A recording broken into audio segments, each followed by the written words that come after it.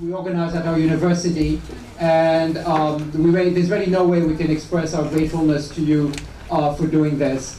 We also would like to thank the Foreign Ministry of Japan, which has organized this, and Wakasogi-san, who is, you're here? Thank you, thank you. And Yukai Buki and her volunteers who are not here.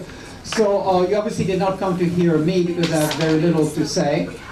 So without further ado, I'll let each of you speak maybe for a few minutes, if you want to talk about your experiences, if possible rather briefly, and then we'll open the floor for questions from the audience. This is in English, so there's no need for interpretation. Everybody here is totally fluent in English. So thank you again.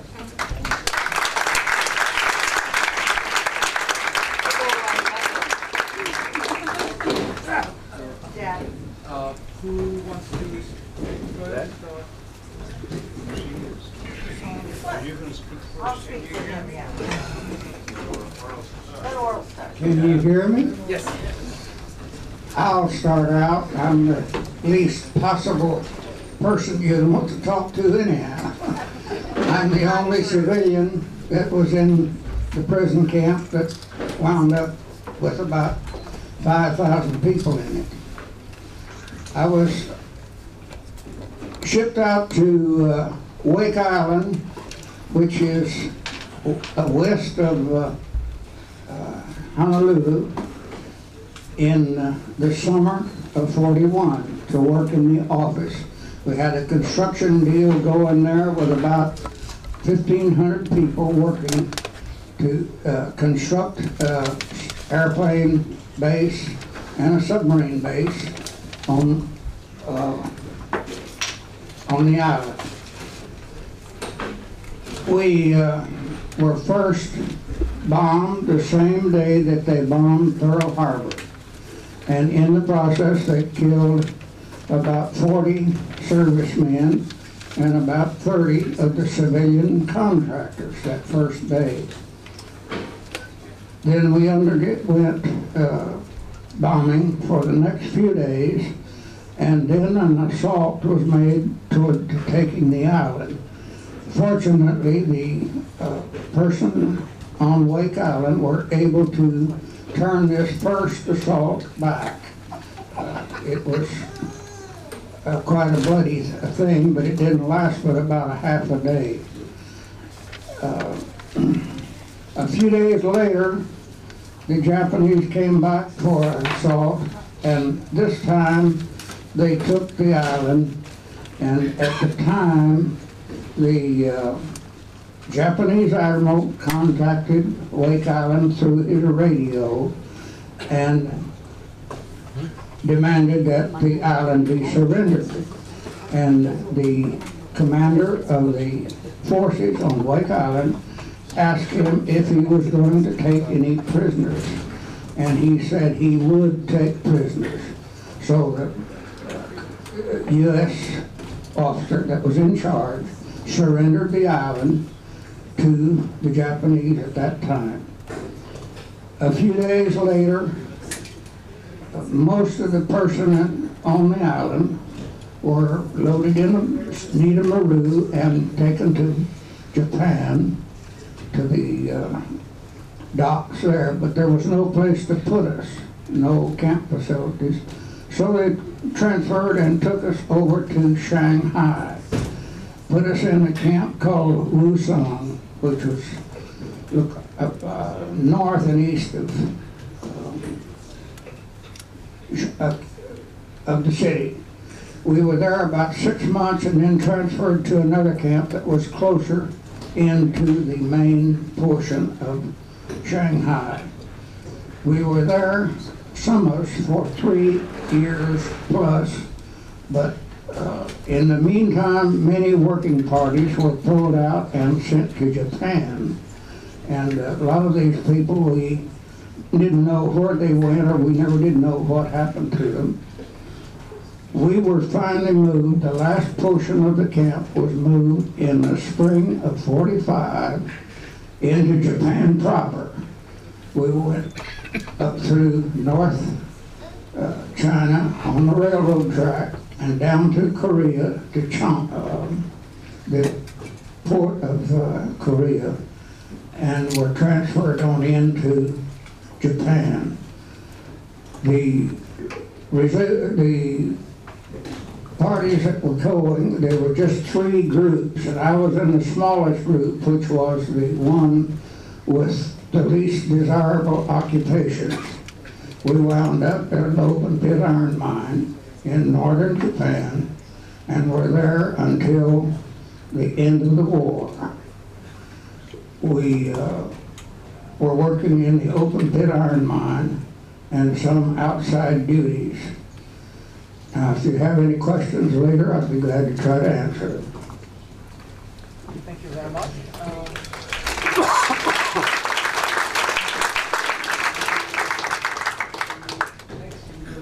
Sure, I'll stand up. I'd like to talk big picture, if I may, rather than nitty-gritty, petty details.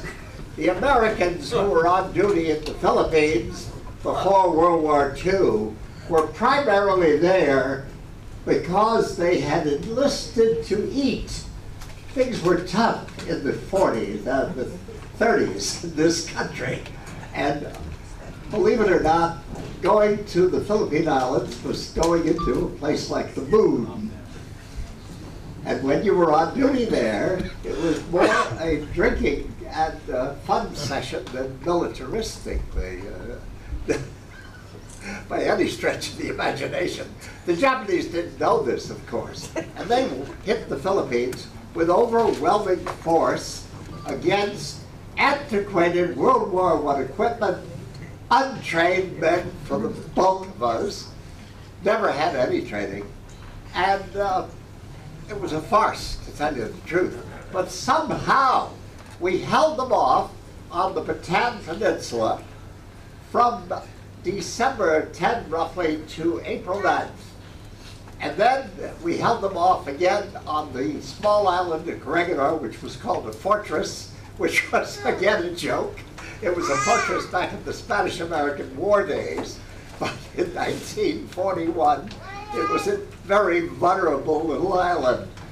And the Japanese were masters, highly trained, superb equipment, fervent, passionate desire to succeed in what they were doing, and they did it well. They overwhelmed us finally with massive artillery strikes, thousands of high caliber shells pouring in like machine gun bullets on this tiny island. So the Army general in charge finally surrendered the island also. Another Army general had surrendered Bataan on April 9th.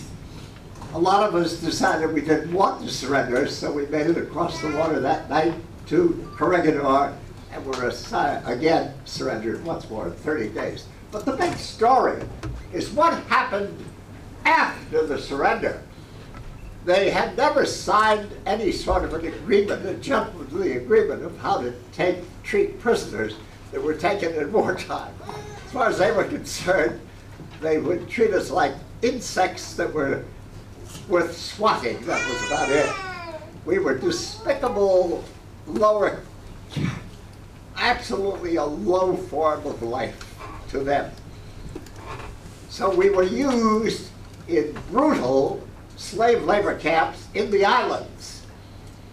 My personal experience was at one of the worst of those slave labor camps on the island of Palawan.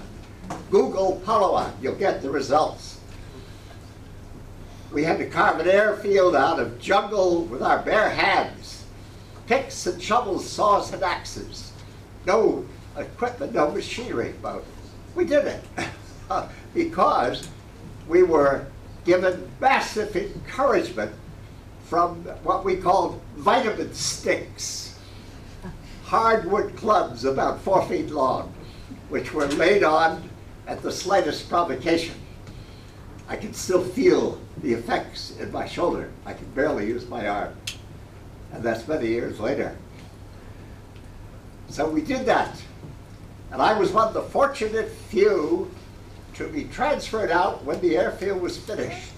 150 men were kept to maintain it, and they were burned alive with gasoline. The Japanese commander had received instructions from Tokyo. Kill them all, decide which method you wish. And number one was fire. So he had his men force us into, as I wasn't there, holes in the ground. They poured gasoline in, threw torches, and boom. But 10 men survived to tell the tale. 2 are still alive, believe it or not. And if you've ever heard gasoline explode, it's a horrible sound.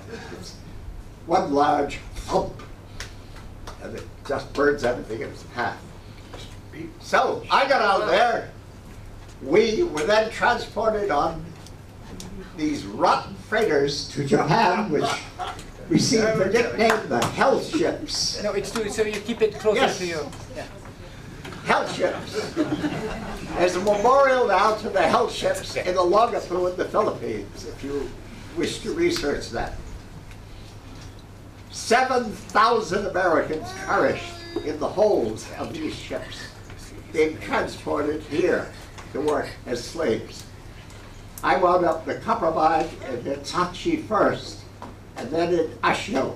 But the big story that I want to get over is the civilian companies, the cartels, who owned those mines and other factories and other sorts of employment for the slaves, profited from the use of our slave labor. To this day, they have never acknowledged it. If you want to check every major Japanese corporation who employed us as slaves, you'll find it's true. But they refuse to admit it today. So someday, we may, through education and a little pressure, force them to acknowledge that at least they apologize for the use of us in the modern times as slaves without compensation. The war was over. Some of us waited weeks before we got out of these slave labor camps. I was up in the mountains in Ashio, in the Japanese Alps, and we got out 3 weeks after the surrender. But we were fortunate because lots of American prisoners were butchered after the surrender. Many of the B-29 bomber crews that were shot down were put in the zoos stark naked. And they were shown to the people as white beasts who had dared to bomb these homeland. Picture that. Picture that scene. Behind the bars, stark naked, you're being shown as some rare, vicious animal to the people. Well, finally it was all over. We got home. 70 years later, here we are, and we don't hate the Japanese people at all. And we have marvelous relations, nation to nation. Any questions? Hold them whenever the time is right.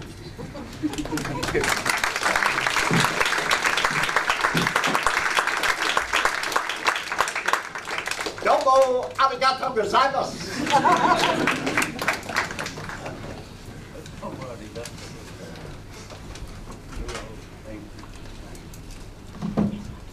Hi, my name's Marianne Costa.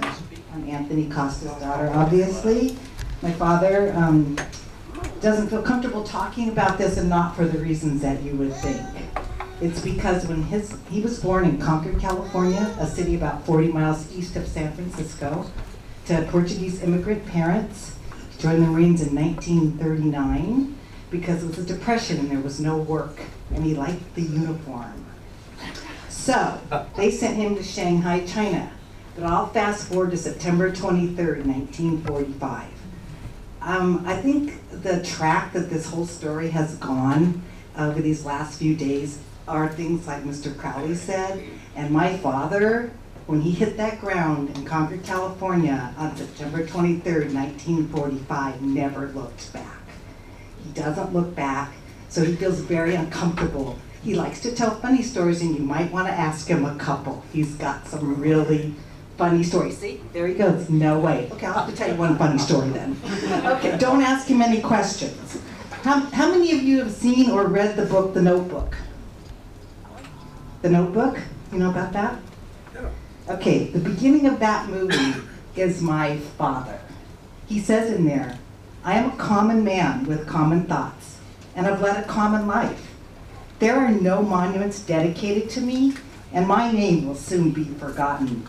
But I've loved another, which was my mother since he was 15. But I've loved another with all my heart and soul. And to me, this has always been enough. And if you ask my father what he wanted his epitaph to be and how he would describe himself, POW would never even be on the radar. That said, he was a China Marine, and he does have some, cool stories.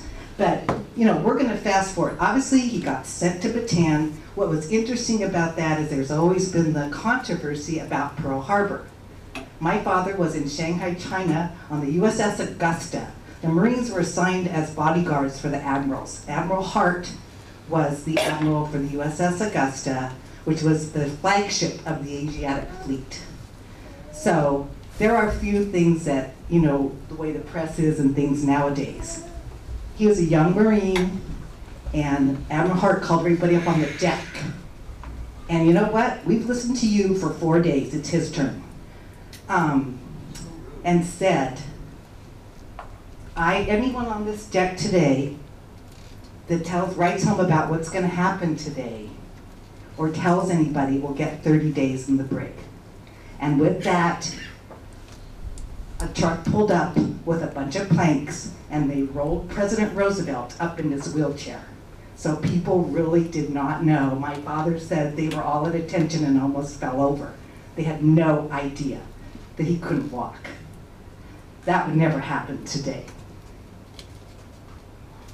So, fast forward, what happens? September 41, he writes home a letter to his parents. Here's all my crap from, Shanghai, China. The colonel said we had to send it home today because we're going to the Philippines. I probably won't live. We don't know what's going to happen. That was September 1941. I think the United States government knew something was going to happen, but maybe not Pearl Harbor, okay? Or Wake Island or Guam, like what happened to these men.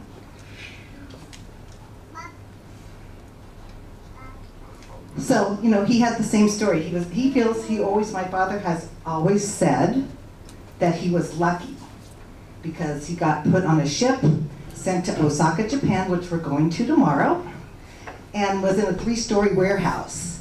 And they kind of set up their own hierarchy. There were a lot of Marines, a lot of Navy, a little bit of Army. And they put the medical ward with all the medics on the top. The Marines were in the penthouse on the next floor. The Navy was down on the next floor, and they let the Army sleep on the ground. Okay, that's just how it went because they were very competitive. And so, you know all the gory details and everything happened. So Christmas 1944, by that time, the press had pretty much found out that they weren't following the Geneva Convention. There had been many, a torpedo, the Japanese torpedoed one of the ships. 1,500 POWs died because nothing was marked. They did not follow any of the rules. Where all these men were living, nothing was marked POW. So they were all always, some were killed, by our own people. So December 1944, the Japanese government, Office of Propaganda, sent the United States government a picture at Christmas. And here's my dad. Here's my dad right here. And they said, hey, we're not mistreating them. Here they are. They're having a Christmas party. You can got a record player. This was circulated all over the world and ended up in a book. You can get this on Amazon, called Laughter in Hell. It's in this is about life at Umeda Bunsho, which we're going tomorrow in Osaka, Japan. It's about life there, in this picture is in this book. So, the liberation happened, and my father was very, very lucky because he met up with somebody. They were just walking. They didn't know what else to do. The guards ran away. So they were just walking. And the U.S. started dropping packages, with the Hershey's bars. Okay, been eating rice for a year and a half, 3.5 years. Hershey's bars, cigars, soap, shaving stuff. My father said they were a little too high at first.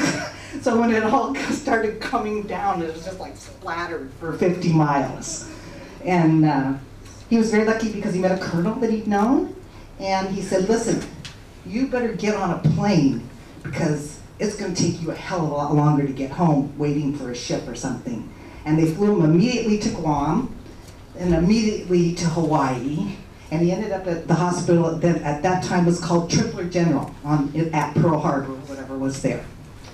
And of course, my grandparents heard he was fine, well, heard he was alive, let's put it that way.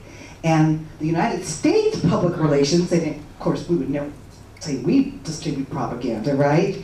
Sent this to my grandparents 3 weeks after to show that he was alive. Looks pretty darn good. And so, as I said, the only reason my father's here now is because after 5 generations of girls in our family, my daughter had a little boy named Dominic Anthony, and he's doing this for him. Thank you.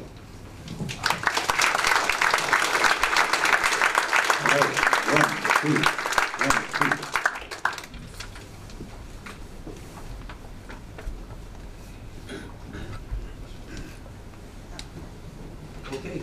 Okay. They want us to speak into the microphone. That's what they want us to. First of all, if you will permit me, I will make my speech sitting down. And I want to preface anything that I say that this program that they've started, Friendship Program, is a marvelous program. We've been treating in ways that we never expected, but thank goodness everything is going just fine. And it's so good to be in the presence of students who speak the English language, and we don't need an interpreter. Amen.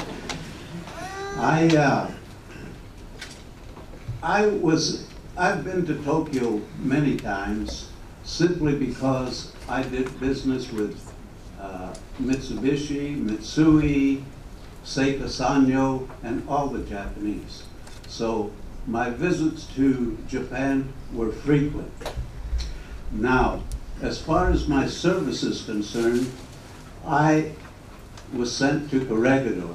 People will wonder, well, why did you choose Corregidor? Well, they passed the draft bill in 1940, and I decided that I would go to the recruiting office at the federal building in Los Angeles because I had a scholarship to go to UCLA. And I said, I'm not going to go to college if my education is going to be interrupted, because there were no exceptions in those days. If you were called, you had to go. So I met the recruiting sergeant and I told him my dilemma. And he says, son, have I got a deal for you? Now, when you hear a recruiting sergeant say something like that, you better run the other way.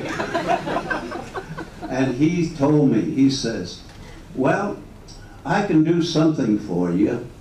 If you serve or in an outpost of the United States, I can get your fulfillment in 1.5 years and no more than 2.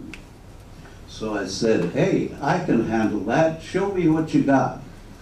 He brought out the Puerto Rico. I said, no, that's not of interest. Then he brought out Panama. And I said, well, I want something more exciting. I'm looking for excitement. Show me something that's exciting. He brought out Hawaii, and I said, no, this is mostly Navy.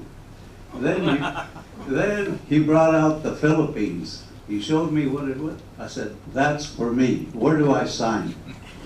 This was a Thursday. On Monday, instead of heading for UCLA, I was on an Army truck headed for Fort MacArthur. And from there, I went to Angel Island. I went through the whole process. That was the port of embarkation for the Far East. That's how I ended in Corregidor. Now, I served on Corregidor for 1 year before Pearl Harbor. And we were a little concerned because we had been told if you can wait till March, you'll have all the equipment you had. And I guess somebody told the Japanese because they came in December. And when they passed, before the war, they formed what was called USAFI, United States Armed Forces in the Far East. And Douglas MacArthur came out of retirement, and he was appointed the general. So I worked at headquarters battery, Harbor Defense, Manila and Subic Bay, which was the highest command for the Far East. And when MacArthur came, before it was under General George F. Moore, when MacArthur was appointed, he came directly in person to the headquarters and he said, I am now your new commander and you will only take orders from me. So he said, you are all on my staff and what I say, it goes. He wasn't a bit bashful. He just walked in, he had that presence and away he went. But came the war on December the 7th. Within 7 hours after they bombed Pearl Harbor, they started all the military bases in the Philippines. And of course, they attacked the Navy at Subic Bay and Cavite, the Air Force at Clark Field, Nichols Field, and then, of course, their main target was Corregidor, a little old island 1 mile by 3 miles. So they had a perfect target. And when the war started, our first order of the day came from Washington. You are to hold out for at least 3 months so that we can build our bases in Australia to start our own offensive. After the bombing of the first day, I thought the Japanese wanted to end the war the first day. And boy, I said 3 months, wow. But fortunately, Bataan lasted 4 and we lasted 5 months. So that gave them sufficient time to build the basis for the offensive from Australia. Now, this was considered, although we surrendered, this was considered the first victory in the South Pacific because of what we accomplished for them to set the bases in Australia. And we were highly decorated. They gave us presidential unifications and all that. But when the Japanese decided to take Corregidor, they made the attack on May the 5th. That happens to be a Mexican holiday. I shouldn't have been working. It was Cinco de Mayo. But what was I doing? I was attached to the 4th Marines, and I was in charge of a machine gun position protecting the North Dock. And the first attack on May the 5th was repelled. We actually repelled them, but we knew there was another attack coming.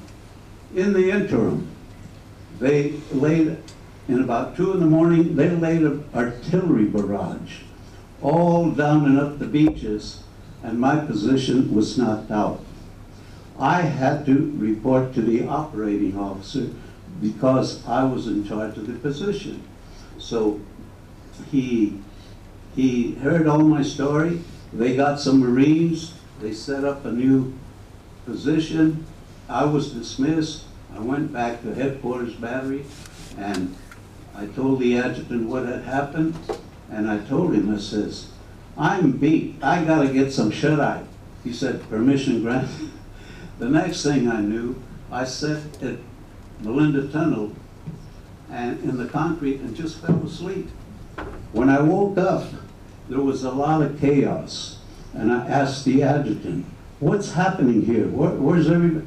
He says, the Japanese had landed tanks at Monkey Point, which was the tail of Corregidor, which is shaped like a polywall. And General Wainwright is going to meet with Homa to surrender Corregidor. When he got to the negotiations, he wouldn't accept the surrender of Corregidor. He wanted the surrender of the whole bases in the Philippine archipelago, which he was forced to do.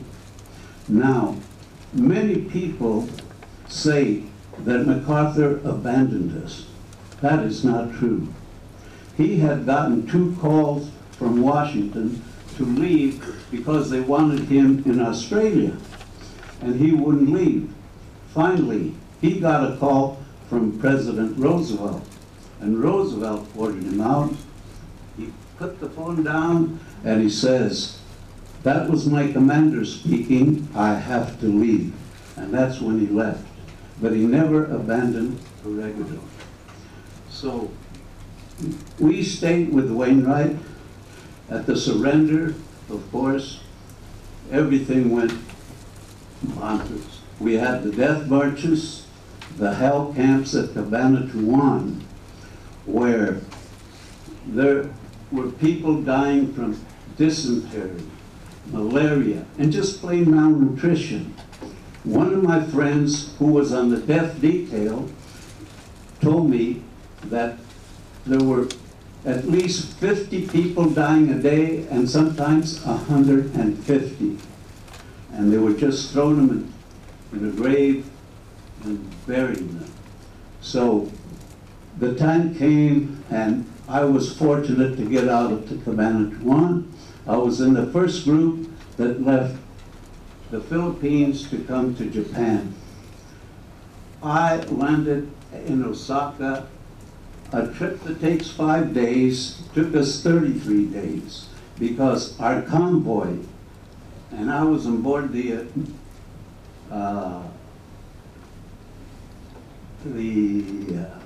hell ship, Totori Maru.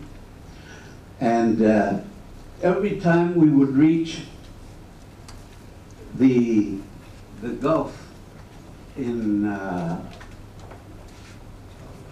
Taiwan, they would attack us. The American submarines would attack our convoys. Ships were sinking all over us. The torpedo that was meant for the Totori Maru fizzled out before it got to the bow. So we were fortunate. We made it to Japan. We arrived in Osaka. We finally got off that ship, and they had a train in Osaka. They assigned seats, and for the first time, we had a space we could call our own, including the lice in our body. So we made it to Shinagawa Station. From Shinagawa Station, they made a big speech. General was talking. This is the remnants of the United States military. We have defeated them, and they're now part of the Greater East Asia Co-Prosperity State. So I was assigned to Shinagawa camp. In Shinagawa, we claimed the land to build Omori. This was strictly British and American prisoners of war. When we finished that, it was July. And then they assigned us to work. I worked as a stevedore on the docks and at Onagigawa, which was great work because we had a lot of opportunities to pinch food, as the British would say. You know, that means stealing. So they were very good at that, so we learned real quick. However, when the bombing started, the first thing they attacked was the railway stations and the docks. So the first B-29 that appeared over Tokyo was in November.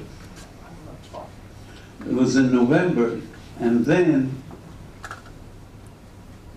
all heck started. Needless to say, the biggest air raid in aerial history took place in Tokyo on March the 9th, when they used incendiary bombs for the first time. When they bombed all night, they used 320 B-29s to bomb all night. That night alone, they destroyed or killed 86,000 civilians. And they destroyed a quarter of the city of Tokyo. Plus, they left over 1 million homeless. Now, I'm accustomed to Tokyo because I was here all through it. And I went through all the things that the Japanese people went through. However,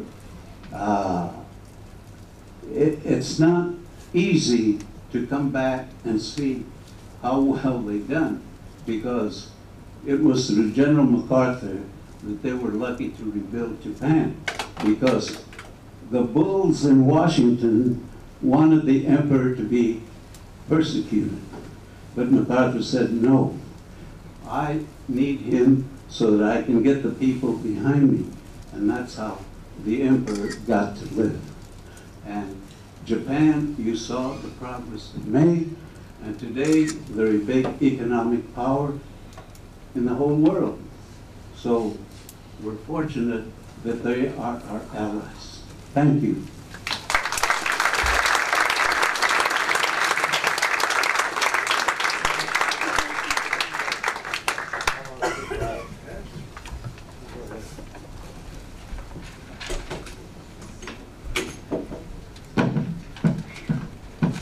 Well, I have to tell you, I'm on my best behavior tonight. I've been putting up with this for 3 days. And you will talk to the men. The women, the women have got it pretty well made. You're a comfortable fraternity, or sorority. But we men get together in a group and we do stupid things. We listen to long-winded men, Kingfish, Louisiana, up to the present stage occupation. I'm not very popular with my guys because I speak out and I don't like to think, why should they talk? You're interested in hearing what we got to say. I'm not going to go on long-winded here, but I was starting to say. If you could speak to the... Us men. And this is what's happening in Washington. All right. We're listening to long-winded people and letting them talk over the people who really want to exchange ideas. And so I'm just here. I'm the 4th Marine. I'm the legitimate 4th Marine. I was in China. And I come down in December before the war. So I was in the battle of the conflict when the Japs landed. I got my shot aside. So I think I've paid my price, and I hope you'll listen. You men out there, you American men, if you care about what's happening in Washington, Washington is loaded with noisy men. Please stand on your feet. Thank you very much.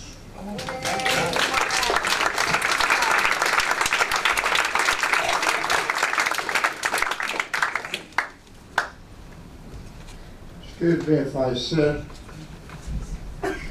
It's an honor to speak to you students and staff. And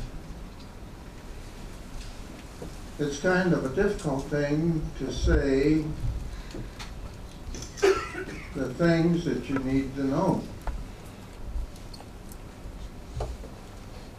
because the situation at that time was totally, totally different than what any of you could imagine because of your youth and your lack of experience in a lot of cases in life. I know there are some military people here who are going to school. I talked to a couple of them. And there are some that have seen combat. And they may have a sense of what we suffered. When Bataan fell, the Japanese were cruel people. Extremely cruel people. I was fortunate in some ways because I was in hospital number 2. And by being in hospital number 2, I missed the death mark. But I was in hospital number 2 because I had malaria so bad that I could not function. And there were many of us the same way. I was in the only all-American infantry outfit over there. The rest of our division was made up of Filipino scouts who were excellent soldiers.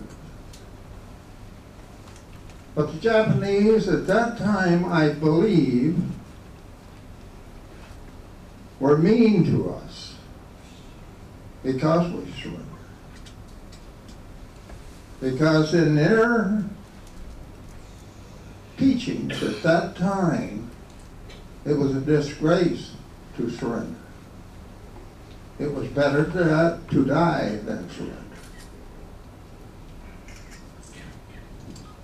But I fought and I lived.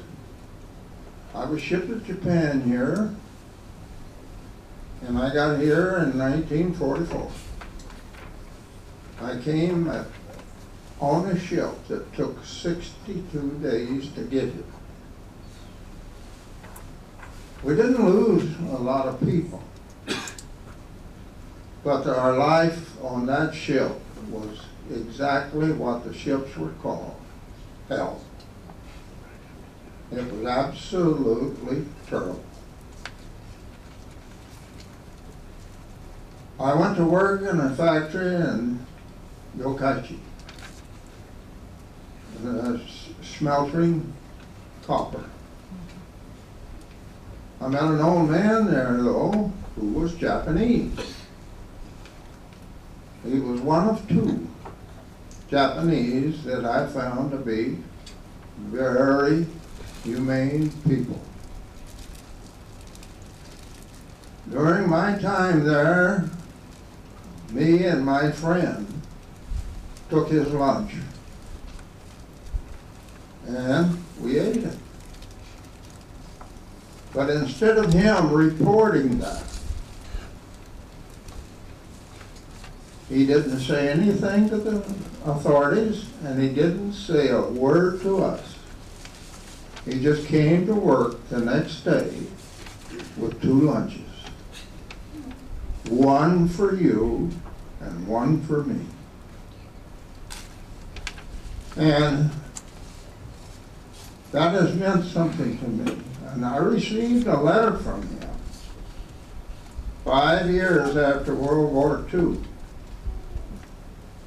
And I never answered it.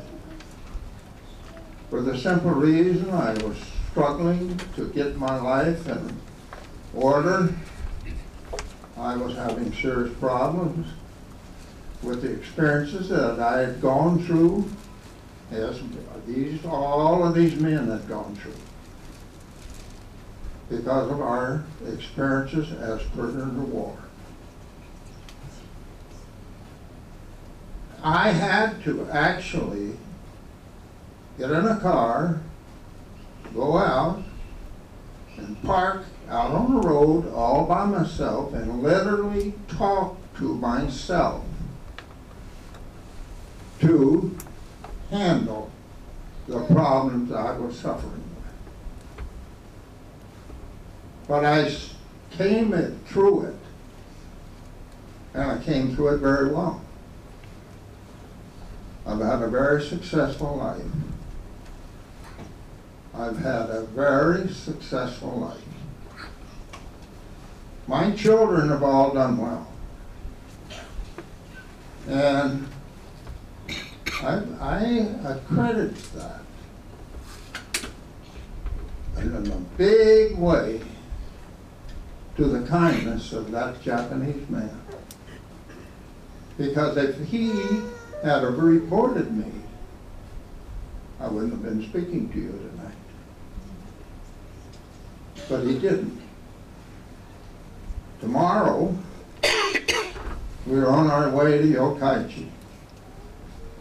And I'm hoping that I can find some member of his family that I can leave a letter from in answer that he wrote in answer to a letter that he wrote to me many years ago. Now, I was liberated and flown out of Japan. And when I was flown out, I looked out the window, and every city that I flew over was demolished. All of them had been burned down with incendiary bombs. But here I am now, back here, with everything in this country modern, just as modern as anything you can find anywhere. People, courteous, polite, and the kind of human beings that you would want to find all over the world. And that friendship that we've got, after being such severe enemies, is something that should be precious to all of us. And we should try in every way possible to work together and respect each other and try to make a good life for ourselves and, when possible, for other people in the world, and hope that we never have another war. Thank you.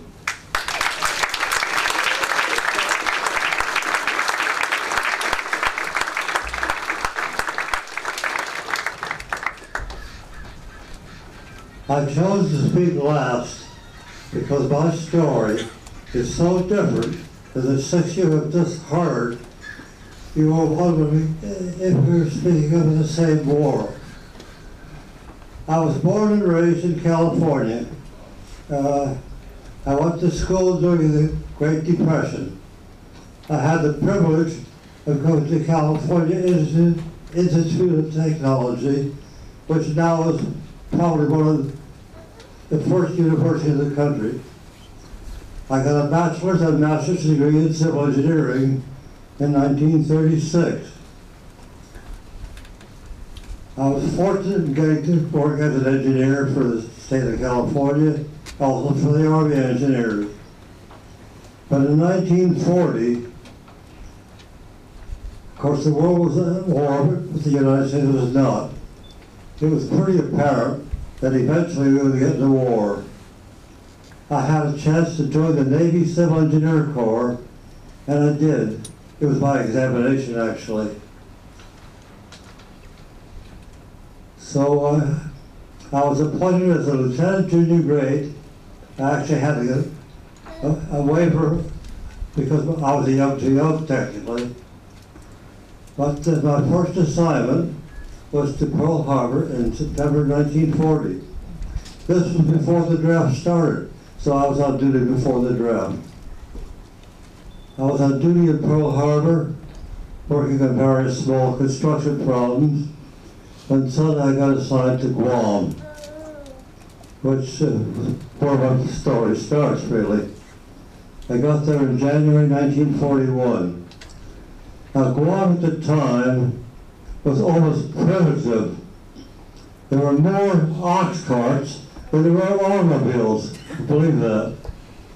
And the total military group there was just a little over 300. There were also about 100 civilians who were working on some projects, the biggest of which was a breakwater for the harbor. There were no defenses on Guam. There was no plan to put defenses on Guam because Congress had exactly said, we do not want to upset the Japanese. We will not fortify Guam. Great Congress.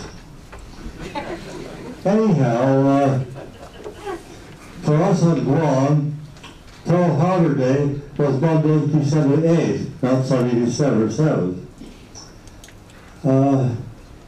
The war on Guam, if you want to call it a war, lasted 2 days. The first day, they sent a few airplanes over, dropped a couple of small bombs.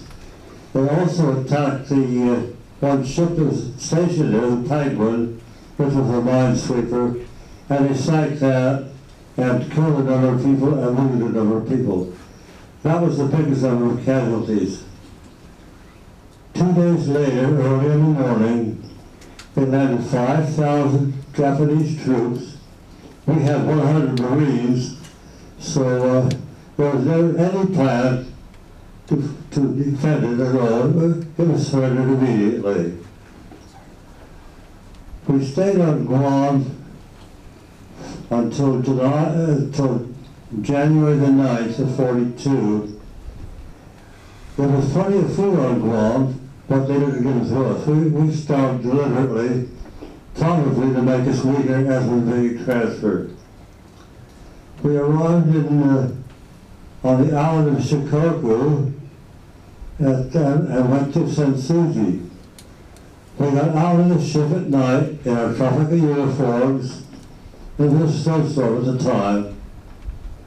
Next morning we were all lined up, and the Japanese general, whose name I don't remember, spoke to us at great length about the fact that we had been so heroic, which is not an exaggeration really, and that if we were good boys, we should learn to speak Japanese. Eventually the war would be over and all would be well. Well, Sensuji was the first of the POW camps, and it was the one that designated as a show camp. Anytime the Red Cross or the Swiss legation, things like that, wanted to see the prisoners, they came to Sensuji. So we were very lucky, believe me, to be at Sensuji.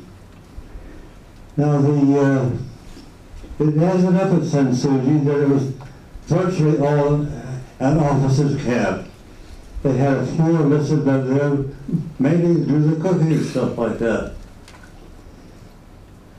I stayed at Sensuji until September of 42, and then for some reason, which I never found out, myself and the 2 other civil engineers from Guam were sent to Kawasaki. When we got there, they said, oh, we made a mistake. In fact, I got a letter saying so. We will send you back. Well, 1 year later, one of them was sent back. 2 years later, I was sent back. But while I was at Kawasaki, I was only a JG, but I was a senior officer. I did not have to do any manual labor. I was in charge of, presumably, of the camp. Actually, I had no authority. I had a lot of responsibility. If something went wrong in the camp, they beat me up. Not terribly, just, in fact, the Japanese culture I found out was this. A Japanese corporal could beat up a Japanese private, that's fine. A sergeant could beat up a corporal, right up the line like that. So if being the lowest on the list, they could beat the president if they wish. And here again, I told you I was very lucky. I finally got transferred out and back to Sensuji in August of '44. And I say I was lucky because the camp that I was at was bombed by American planes and was wiped out, and a large number of the Americans were killed, unfortunately, by American planes. They didn't know where we were. So once again, I was a real lucky guy. When the war was over, we got sent back to Guam, stayed there a while, took a very slow ship to San Francisco. 17 days is pretty slow. And I decided I had seen the worst of all I could see. In fact, I was the longest prisoner of war because I was the first captured and virtually the last released. I spent four birthdays, 1,367 days. And I decided, heck, I might as well stay in the Navy. It's got to be better than this. And I was very fortunate. It was a good decision. I had very many good duties. Some of the best for 2 years in Panama. It was wonderful. And a couple of years in Seattle, which is a beautiful city. I went down to Key West, where I got married, and my son is sitting right here. He was born in Key West. That makes him a conch, incidentally. If you're born in Key West, you're a conch. I also had duty in Europe for over 3 years in France. Can't beat that. I wanted to retire at 20 because I had not made captain and there was no future, but I wasn't about to leave early. We got back to the States and I had another good duty. I was at the nuclear test site in Nevada in charge of a big project there. And I finally retired in '62, and I already had a California civil engineer's license, so I got a job as city engineer in the small town of Hanford, California, and stayed there for 18 years, and worked there for 18 years. Then I made a mistake. I was 65, I said, heck, I could retire, get Social Security, which I did. But I'm not denied. I didn't expect to be able to be 99. So I did some work after that as a practicing engineer, and then finally quit that. I've served the city for 8 years as a member of the City Planning Commission. I've served 5 years as Kings County grand jury. I'll probably try it again next year. I'll be eligible. So that's my story, and now you've heard a good one.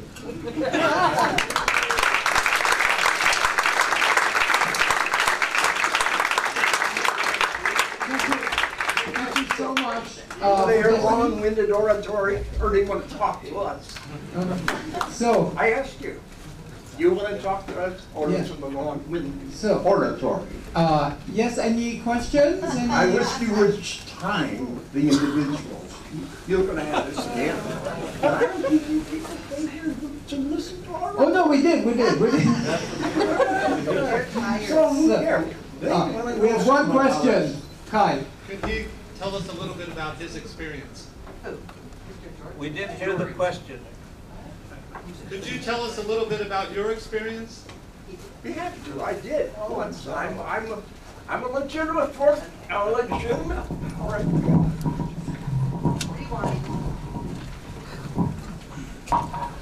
I'm a legitimate 4th Marine. I was in China in 1940, so I was up there a year and a half. And Admiral Hart knew trouble was coming, so he brought our Marines down to the Philippines.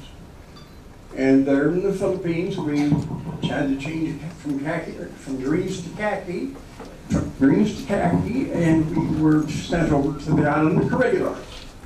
On the island of Corregidor, I served my duty, and then got to the creek.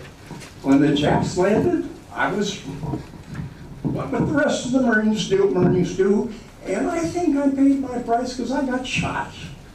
So I don't think that there's anything phony about this. I know it's an unpopular thing, but unpopular things are going to be popular. And I just can't stand wasting good time. You have another question? Any other questions? Okay, so we have one here.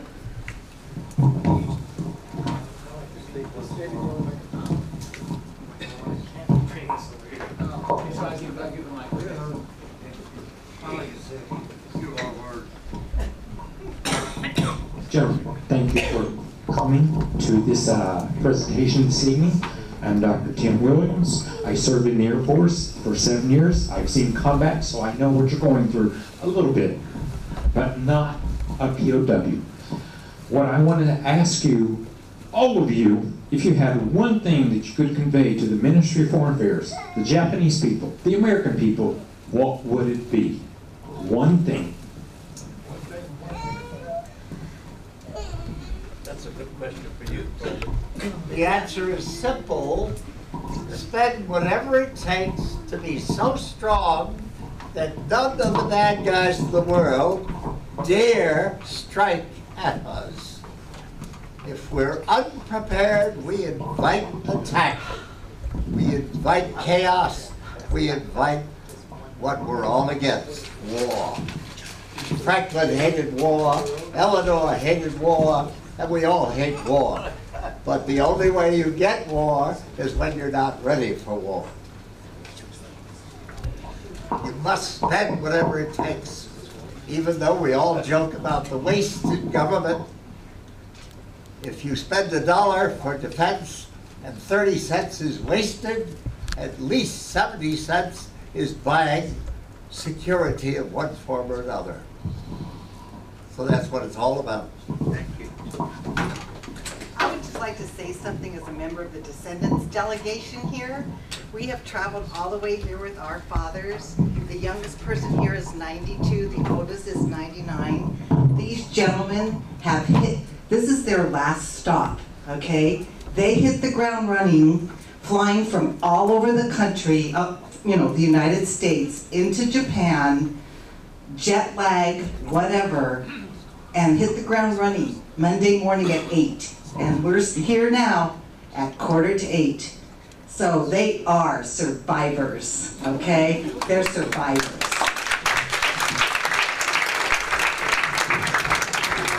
Everyone, I'm with ICAS. I'm the Associate Director of our Institute with this event.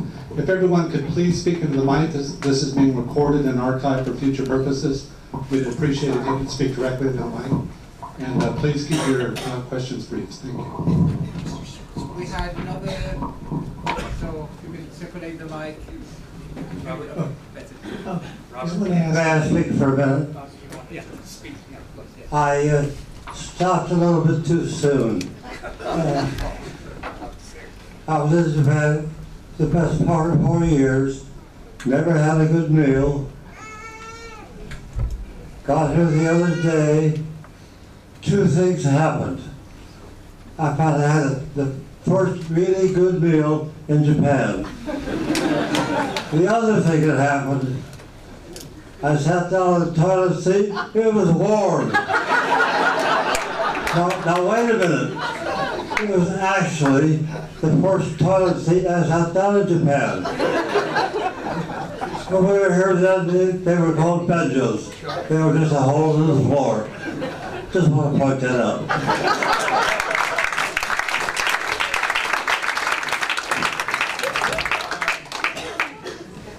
My name's Paul. I just like to ask. Sorry, what's the lesson for young people today that's been lost in sands of time? What was the question? What's the lesson today that is lost on the young people today that you learned back then? I don't hear the lesson lost in time that young people don't hear today. So what's the lesson that young people should learn from this? He had the first on that story about bullets. He said it first.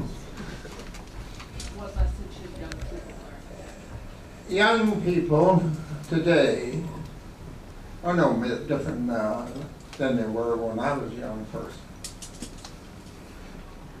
But I think primarily a lot of the things that are causing young people's problems are too much television.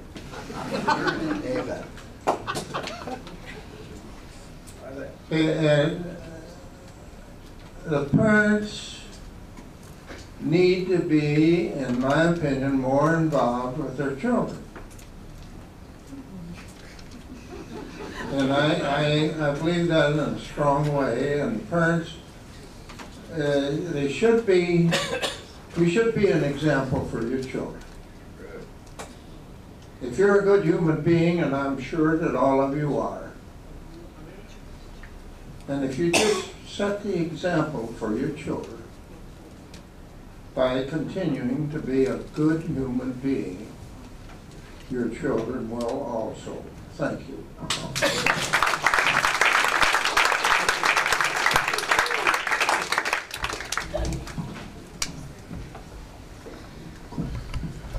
So we'll give priority to the students. So, I have a question.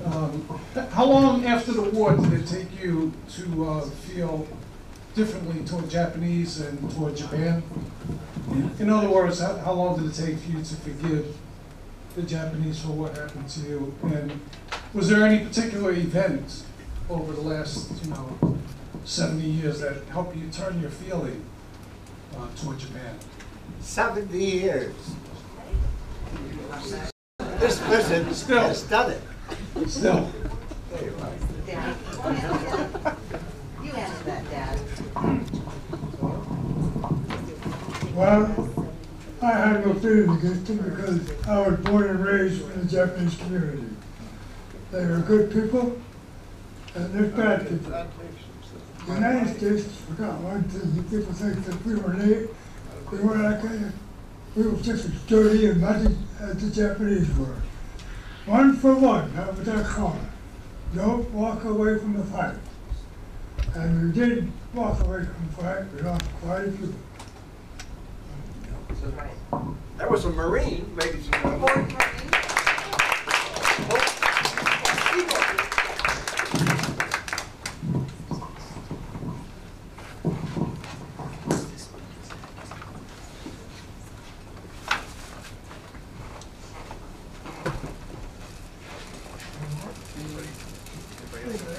I'll add one humorous thing. I got to a beach in Greenwich, Connecticut, the first summer after I got home, and I looked over at a fellow sitting on a blanket with a couple of girls, and I felt hate and fear because of his facial expression and his skin color. And I didn't think that's another human being or someone I had known all my life. He looked like a guard that I'd been beaten by. And it turned out that he was a kid I'd grown up with. Jimmy Fujitani, a wonderful family. Father was Japanese, the mother was Irish. But all I could see was the superficiality of his look. And it just boiled up in me. My God, what's a Jap doing here? So that's how difficult it was to get over that. It finally dawned on me it was Jimmy, a good friend. That was rare, believe me. Yeah, I have that mic.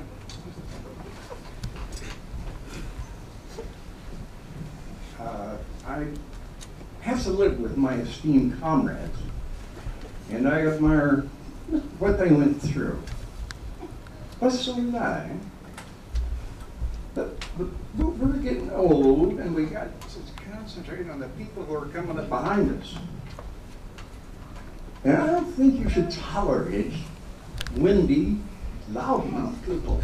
I'm going to pay the price for this tomorrow. Believe me, I will. Maybe for my son, probably. And I believe in being outspoken, and I'm a Marine enough, as my esteemed general over there was saying, we go one-on-one. And when I was younger, I would invite them outside. I'm a little too bony for that now. But by God, I do it, and I think you young men ought to do it. Thank you.